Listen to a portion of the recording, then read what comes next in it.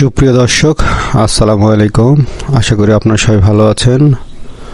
তো আজকে আমরা নিয়ে আসছি টেকনো প্রভা 6 নিও 5G। এই ফোনটা নিয়ে আজকে আমরা কথা বলবো।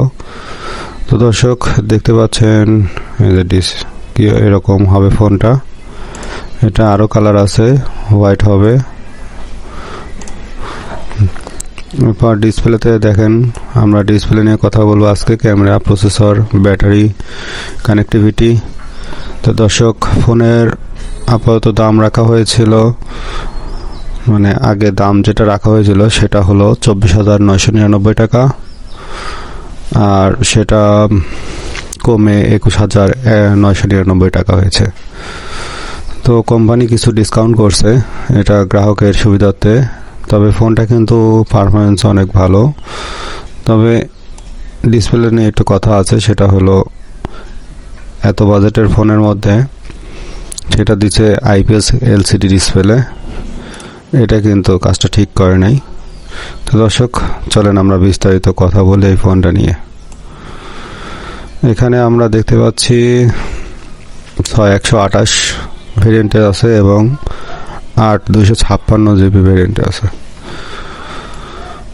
তো আরও নিচে আমরা যাই, তারপর বিস্তারিত এইগুলো নিয়ে আরও আলোচনা করব।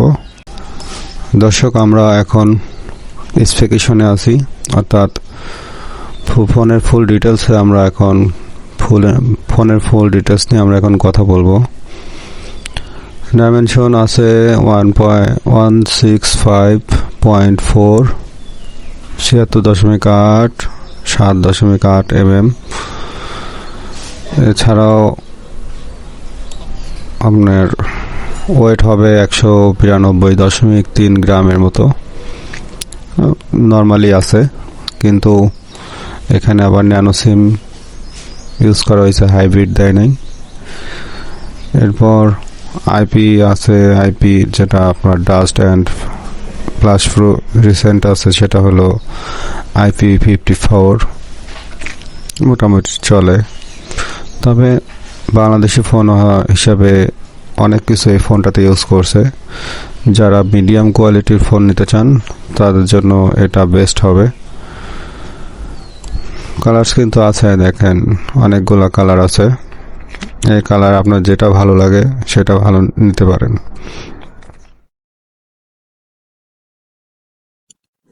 এখানে ওয়াইফাই হিসাবে ব্যবহার করা হয়েছে 802.11 ডুয়েল ব্যান্ড আছে। অর্থাৎ ডুয়েল ব্যান্ড বলতে আপনারা হয়তো নাও বুঝতে পারেন। ডুয়েল ব্যান্ড হলো 2.4 আর হলো 5G, এই দুইটা মিলে হাই ডুয়েল ব্যান্ড। এরপর ব্লুটুথেও ভালো, সেটা হলো ভালো স্পিড পাবেন, সেটা হলো 5.3 যেটা ব্যবহার করছে। এটাতে কিন্তু NFC আছে, রেডিও নাই, রেডিও ইউজ করতে পারবেন না। আর চার্জিং হিসাবে আছে USB টাইপ C 2.0, একটু স্লো আছে আর কি। লাউড স্পিকার আছে, এরপর 3mm জ্যাক আছে। যাই হোক, ফোনে মোটামুটি অনেক কিছুই ভালো আছে। যে আমরা ইন্টারনাল মেমোরির কথা বলছিলাম, সেটা হলো 128 GB বাই 6 GB র্যাম। আর এদিকে আছে 256 GB by 256 GB 8 GB RAM. Battery এখানে ব্যবহার করা হয়েছে একটু কম।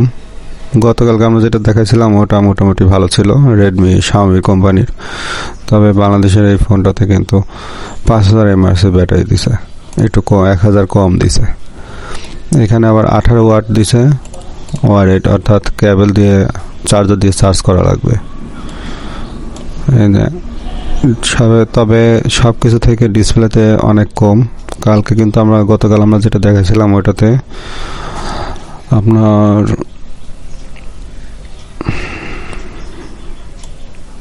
17,000 টাকার বাজেটে কিন্তু IPS ডিসপ্লে ছিল না। আবার এখানে কিন্তু রেজুলেশন কিন্তু অনেক কম। গতকালকারটার থেকে কিন্তু এইটাতে কিন্তু বাজেট 5,000 টাকা বেশি হলেও এটা কিন্তু রেজুলেশন অনেক কম। সেই রেজুলেশনে কিন্তু বাজেটের দাম বেশি হয়ে গেছে। তবে এখানে পাবেন 5G, 4G, 2G, 3G, 5G, দুই চারটাই পাবেন। যখন যেটা প্রয়োজন হয় সেটা ইউজ করতে পারবেন। আর ফিঙ্গারপ্রিন্ট হিসাবে সাইড মাউন্টেড তো অবশ্যই আছে, সাইড মাউন্টেড থাকা ভালো। আর এখানে প্ল্যাটফর্মে আপনার অ্যান্ড্রয়েড 14 ইউজ করা হয়েছে, iOS 14.5, মিডিয়াটেক ডাইমেনসিটি 6300 তবে প্রসেসর একটু কম আছে, অক্টাকোর 2.4, প্রসেসর একটু কম আছে, মেলিও G557 MC2। তবে এর সাথে কিছু কম্পেয়ার করার দরকার, সেটা হলো অন্য ফোনের সাথে কম্পেয়ার করে দিলে ভালো হয়। তো এখানে ক্যামেরা কিন্তু 108 মেগাপিক্সেল হলেও ফিল্ম ক্যামেরা না, অর্থাৎ সিনেমাটিক ক্যামেরা না। আর বাংলাদেশের ফোনে আমি এখনো সিনেমাটিক ক্যামেরা পাইনি, তো এটা তো আশা করা যায় না যেহেতু টেকনো ফোন। আর এদিকে দিয়েছে অর্থাৎ সেলফি ক্যামেরাতে 8 মেগাপিক্সেল, তবে মোটামুটি ভালো চালানোর জন্য। তা আমার মনে হয় আপনারা নিতে পারেন, যারা কম বাজেটের আছেন তারা নিতে পারেন, অনায়াসে সমস্যা হবে না। আর কোম্পানি তো 1 বছরের ওয়ারেন্টি গ্যারান্টি দিয়ে থাকে, সব সুবিধা পাবেন।